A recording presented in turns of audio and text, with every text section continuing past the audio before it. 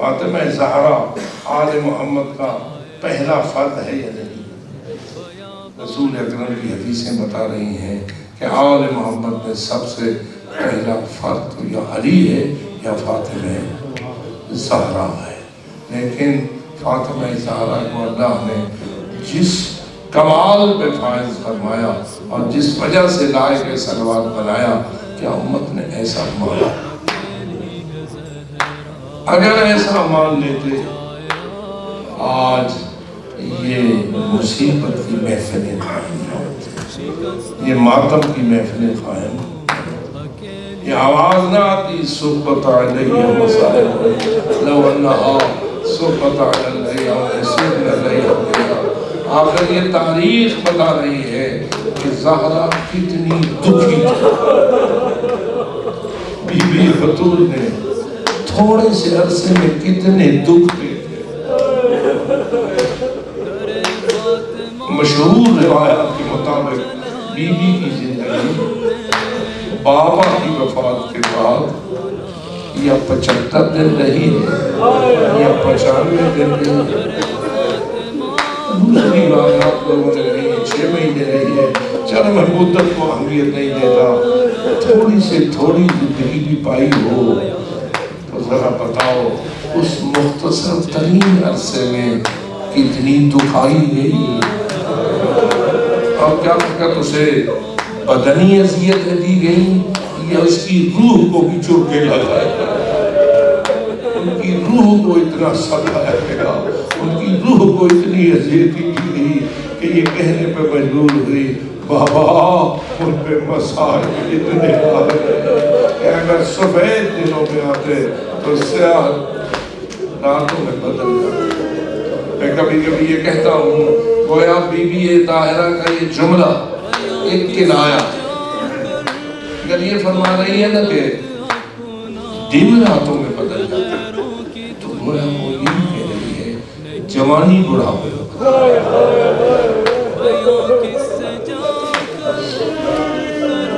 جب مسائل دنوں کو راتیں بنا دے تو وہ جوانوں کو بوڑھا نہ بنا دے۔ آؤ ذرا غور تو کرو کون سی عمر کی بی بی کی اور رسول کے بعد والی زندگی میں بی بی کا حال کیا ہو گیا، بی بی کے بدن اطہر کی کیفیت کیا ہو گئی تھی، اور بدن اطہر کی کیفیت غماز تھی بی بی کے اس قلب کی کہ جس میں دراصل زخم تھے، جو دراصل ستائی ہوئی کیفیت کی مالک تھی۔ یہ ٹھیک ہے کہ ہم ان کے بدن کی مصیبتوں پہ زیادہ روتے ہیں، ہم جب بھی کبھی بیان کرتے ہیں تو پسلیوں کے ٹوٹنے پہ روتے ہیں، محسن کی شہادت پہ روتے ہیں، بی بی پر دروازے کے گرنے پہ روتے ہیں، بی بی کے اس کہنے کو روتے ہیں ہنومی الیہ وسندینی الی صدرک انہم قتلوا ما فی عشائی۔ آؤ مجھے اپنے سینے کی ٹیک دے کے بٹھاؤ، مجھے سنبھالو، انہوں نے میرے بدن کی امانت کو قتل کر دیا۔ اور رونے والوں کو یہ بدنی دکھ رلاتی ہے، یہ جسمانی اذیتیں رلاتی ہیں، لیکن اے رونے والے ذرا پیچھے کو دیکھ، جس کی پسلی ٹوٹی ہو اس کے دل کا کیا حال ہے، اس کے قلب پہ کیا مصیبت نازل ہو چکی ہوتی ہے، جس کے اوپر دروازہ در و دیوار میں جس کو بھینچ دیا گیا،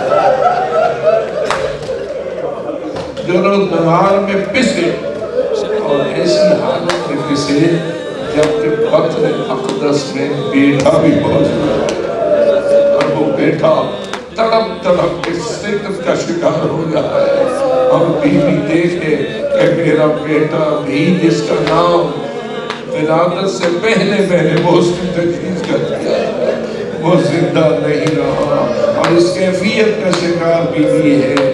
ذرا بتا تو صحیح اس کے قلب کے مجروح ہونے کی منزل کیا ہوگی، اس کے قلب کے آزردہ خاطر ہونے کی کیفیت کیا ہوگی۔ اس حالت میں اگر وہ جوانی کھو بیٹھے اور بڑھاپا اس پہ طاری ہو جائے تو بعید تو نہیں ہے نا۔ اسی لیے کہتے ہیں 18 سال کی جوانی کو اور ضعیفوں کی طرح کمر کا نون ہو کر جھک جائے،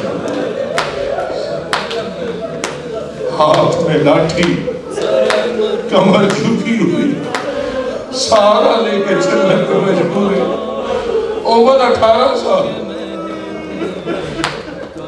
اب ذرا غور کر، بیوی کی جوانی کو ضعیفی میں کس نے بدلا، بیوی کی شباب کو کس طرح اس مصیبت کا شکار کیا گیا۔ بس آج فقط اتنا عرض کرنا چاہتا ہوں، آخر بدن زہرا کا حال کیا ہو گیا تھا، جسم بطول کا حال کیا ہوگا؟ کانت ضئیلۃ البدن، ایسے معلوم ہوتا تھا جیسے ہڈیوں کا ایک ڈھانچہ ہے، ہڈیوں کا ایک ڈھانچہ ہے، چلتی ہے تو ایک ایل آتا ہوا ہے، چلنا بھی ان کے لیے مشکل ہو گیا۔ بالآخر اپنے قدموں کے ساتھ زمین پہ چلنا بھی بیوی کے لیے مشکل ہو گیا، اور آخری ایام میں صاحب فراش ہوئی اور بستر پہ پڑ گئی، پھر اٹھنے کے لائق نہ رہی، بستر پہ رہتی تھی اور یہ کہا کرتی تھی، اللہم عجل لی وفاتی، اے اللہ مجھے اب جلدی سمجھ۔ ذرا اس خاتون کے دل کا جائزہ دو جس کے 2 چھوٹے چھوٹے بیٹے ہوں، جس کی 2 چھوٹی چھوٹی بیٹیاں ہوں، عمر جس کی جوانی کی ہو، کیا وہ چاہے گی کہ اللہ مجھے مزید زندگی دے، یا وہ چاہے گی کہ اللہ مجھے جلدی وفات دے؟ ہمارے ہاں تو تمام ایسی جوان خواتین دعائیں مانگتی ہیں، اللہ مجھے ان بچوں کی پرورش کے لیے زندگی، ان بیٹوں کو قرآن چڑھانے کے لیے زندگی دے دے، ان بیٹیوں کو تربیت دینے کے لیے زندگی دے دے۔ اللہ جانے کائنات کی عورتوں کی سردار، مصطفیٰ کی وارث، مرتضیٰ کی رفیق حیات کس دل سے کہہ رہی ہے، اے اللہ مجھے جلدی وفات دے، مجھے جلدی بلا لے۔ پڑی ہے بستر پر، دعائیں یہی مانگ رہی ہے۔ روایات کہتی ہیں کہ ایک دن بیوی کو نیند میں لمبا کیا اور بیوی خواب میں چلی گئی۔ خواب دیکھا تو کیا دیکھا، ایک سفید موتیوں کا محل ہے جس میں بابا تشریف فرما،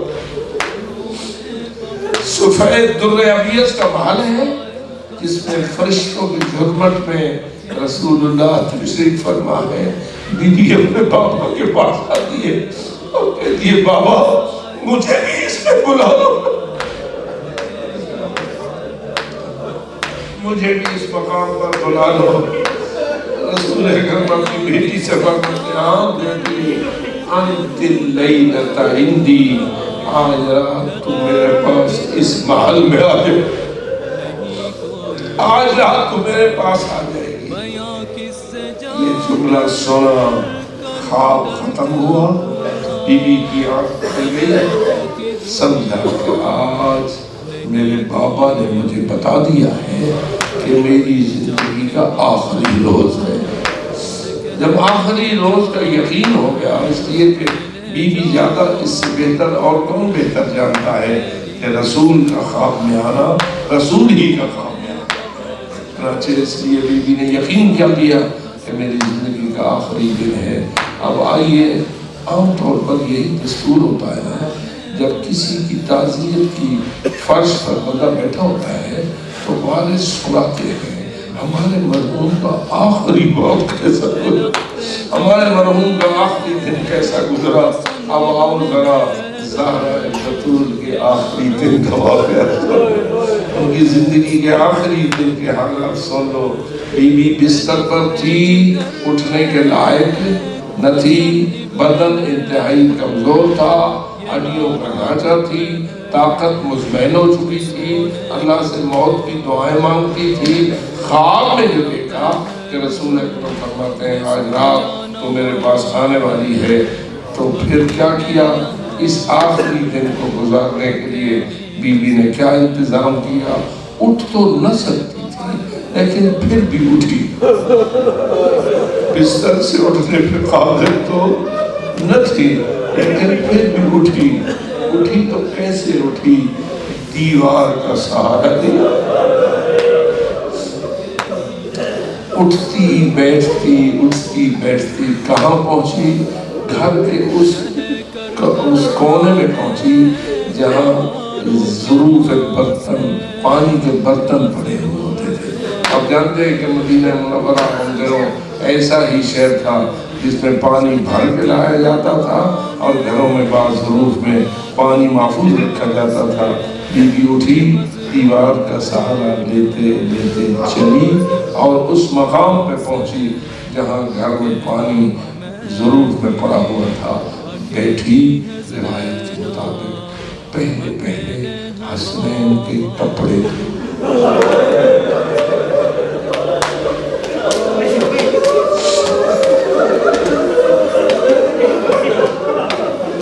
کاش ہمیں سیرت طیبہ کا پورا پتا۔ اگر سچ پوچھو تو بی بی کے اصل فضائل یہ، بی کے اصل مناقب یہ ہیں، جبکہ چل نہ سکتی تھی، انتہائی ضعیفۃ البدن تھی، لیکن پھر بھی آہستہ آہستہ چلتے ہوئے اس پانی کے ظروف کے پاس بیٹھی اور سب سے پہلے بچوں کے کپڑے دھوئے۔ پھر فرمایا آؤ حسن، آؤ حسین، میں تمہیں نہلانا چاہتی ہوں، تمہیں غسل دینا چاہتی ہوں اور تمہیں فاخرہ لباس میں۔ حسن اور حسین تشریف لائے، بی بی نے بچوں کو نہلایا۔ اسی مصروفیت میں تھی کہ علی گھر میں داخل ہوئے، چھوڑ کے گئے تھے تو بستر پہ پڑی ہوئی تھی، اٹھنے پر قادر نہ رہی تھی۔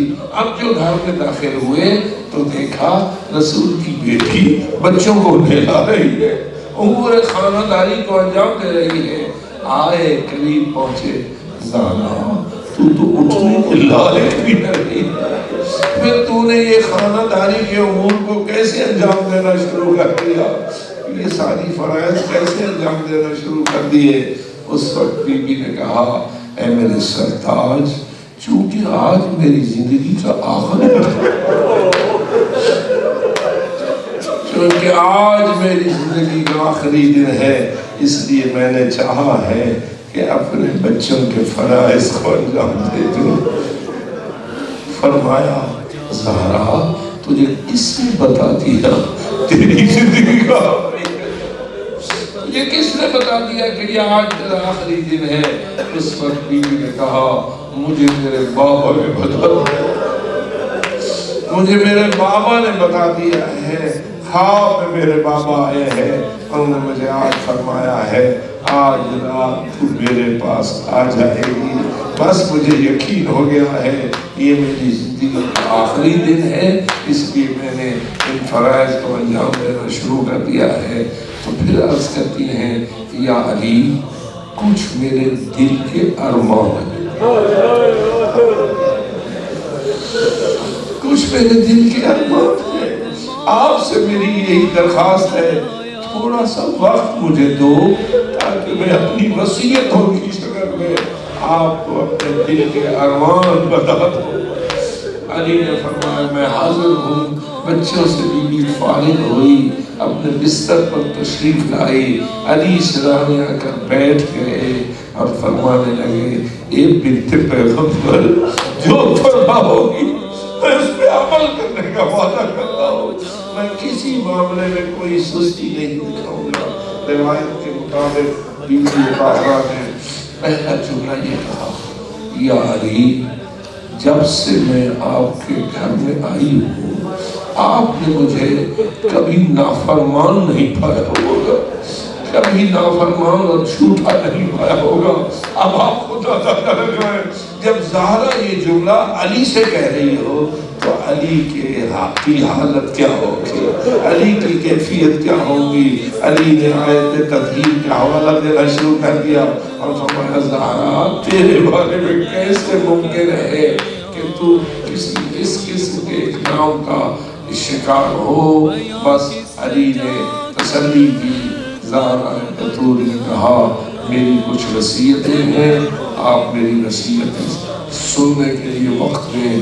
علی آئے, بیوی بستر پہ لیٹ گئی, علی سرانے بیٹھ گئے اور بیوی نے اپنی وصیتوں کو بیان کرنا شروع کیا. فرمایا یا علی میں زندگی میں بھی آپ کی ہوں اور میں آخرت میں بھی آپ کی ہوں. مجھے اللہ نے آپ کے لیے خلق کیا.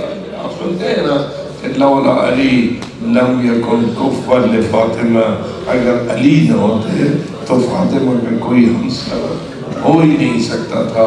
دنیا میں بھی میں آپ کی ہوں اور آخرت میں بھی میں آپ کی ہوں. اور آپ میرے اوپر مہربانی کیجئے کہ میں وصیت کرنا چاہتی ہوں جب میری روح پرواز کر جائے تو پھر میرا کفن بھی آپ کے ذمہ, میرا غسل بھی آپ کے ذمہ, میرا جنازہ بھی آپ کے ذمہ, میرا دفن آپ کے ذمہ. لیکن غسلنی فی اللیل وکفنی فی اللیل, مجھے غسل بھی رات کے دورے, مجھے کفن بھی رات تاریکی میں پہنانا, میرا جنازہ بھی رات کو ہونا چاہیے, میرا دفن بھی رات کو ہونا چاہیے.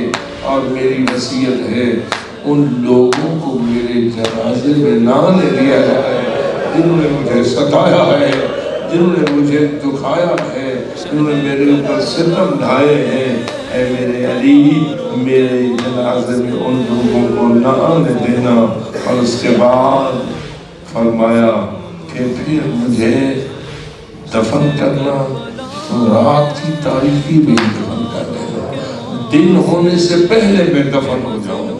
اور پھر جب میری قبر بنے تو میری وصیت یہ ہے کہ میری قبر کے نشان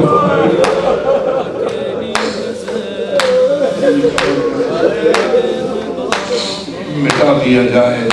وصیت بیوی نے کر دی, تفصیل میں جانے کی گنجائش نہیں ہے, وصیتیں کر دی. لیکن کیا خیال ہے رسول اکرم کی ہو اکلوتی بیٹی وفات پائے مدینہ منورہ میں, تو کیا خیال ہے کسی بڑے بزرگوں کی بیٹی اگر فوت ہو جائے تو ہمارے ماحول میں کیا ہوتا ہے؟ جتنے بھی عقیدت مندان ہوتے ہیں ان کو اطلاعیں دی جاتی ہیں اور وہ چوک در چوک جنازے میں شریک ہونے کے لیے کوشاں ہوتے ہیں, بلکہ چاہتے ہیں کہ اس وقت تک جنازہ نہ ہو جب تک سب کی شرکت کا یقین پیدا نہ ہو جائے. لیکن بیوی تو کہہ رہی ہے میرے جنازے کو رات کے دمے میں کیا جائے اور مجھے رات ہی میں دفن کر دیا جائے. میرا جنازہ بھی رات کو ہو اور رات ہی میں دفن کر دیا جائے اور ان لوگوں کو میرے جنازے میں شامل نہ ہونے دیا جائے جنہوں نے مجھے ستایا ہے اور جنہوں نے مجھے دکھایا ہے. کیا خیال ہے علی حیدر کرار کے لیے ان حالات میں رسول کی بیٹی کے بارے میں ان فرائض پر اور ان وصیت پر عمل کرنا عرفی طور پر آسان کام تھا, رواج کے مطابق آسان کام تھا, لیکن نہیں کیا علی حیدر کرار نے یہ فریضے اسی طرح ہی ادا کیے. اسی لیے روایات کہتی ہیں غروب سے کچھ دیر پہلے بی بی کی وفات ہوئی تھی اور غروب کے بعد ابو ذر یا سلمان دروازہ اہل بیت پہ نمودار ہوئے اور فرمایا رسول کی بیٹی کا جنازہ مؤخر کر دیا گیا ہے. لوگ مسجد نبی میں چوک دو چوک آئے ہوئے تھے, بھری ہوئی تھی مسجد نبی, اور سمجھتے تھے ابھی جنازہ ہوگا تو ہم سارے اس میں شریک ہوں گے. لیکن امیر المومنین نے یہ اعلان کیا کہ جنازہ مؤخر ہے. لوگوں نے کیا سمجھا کہ رات کو جنازہ نہیں ہوگا. کب ہوگا؟ صبح کو ہوگا، دن کی روشنی میں ہوگا. لیکن کیا عجیب ہے، جب لوگ مسجد کو خالی کر گئے اور چلے گئے مسجد سے اور رات نے اپنے پردے ڈال دیے، اندھیری رات ہو گئی، تو علی تنہا اٹھے. بیوی کی وصیت ہو گئی. اب آپ خود ہی سمجھیے کیسے غسل دیا ہوگا، کیسے کفن پہنایا ہوگا، کیسے فرائض تدفین و تکفین کو انجام دیا ہوگا. لیکن بہرحال رات کی تاریکی میں غسل بھی ہو گیا، کفن بھی ہو گیا، حنوط بھی ہو گیا، جنازہ تیار بھی ہو گیا. اور پھر امیر المومنین جنازے کے کنارے آ کے کھڑے تھے اور فرما رہے تھے، یا حسن، یا حسین، یا زینب، یا ام کلثوم، ہلموا وتزودوا عن امکم. آؤ میرے شہزادوں اپنی ماں کا آخری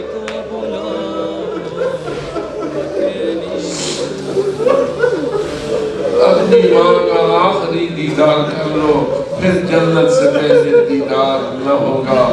اس لیے آؤ ہلموا وتزودوا عن امکم. بس یہ اجازت کا ملنا تھا. حسنین ایسے جنازے پہ آئے جیسے پروانہ شمع پہ آئے، جیسے پروانے شمع پہ کہتے ہیں. حسنین ماں کی جنازے کو لپٹ گئے. کوئی پاؤں چوم رہا تھا، کوئی رخسار کو بوسے دے رہا تھا اور ماں سے گفتگو کر رہے تھے. رونے اور کوہرام کی آوازیں تھی. اللہ جانے زینب کبریٰ کا کیا ہوگا، ام کلثوم کی کیا کیفیت ہوگی، ان بیویوں کی کیا کیفیت ہوگی. کوہرام کا منظر تھا کہ حاطف نے ندا دی، یا علی. آسمان میں کوہرام مچا ہوا ہے، ملائکہ میں گری اور بکا جاری ہے. بچوں کو ماں سے جدا کرو تاکہ یہ کوہرام کی منزل میں کچھ کمی آئے. علی پیار سے آگے بڑھے. امام حسن اور امام حسین کو بڑی محبت سے ماں سے جدا کیا اور مجھے یہ کہنے کا موقع ملا، جنازہ زہرا کا ہو، لکھتے ہوئے حسنین ہو، چھوڑانے والے علی. یہ منظر کچھ اور ہے. جنازہ حسین کا ہوئی زینب اور چھوڑانے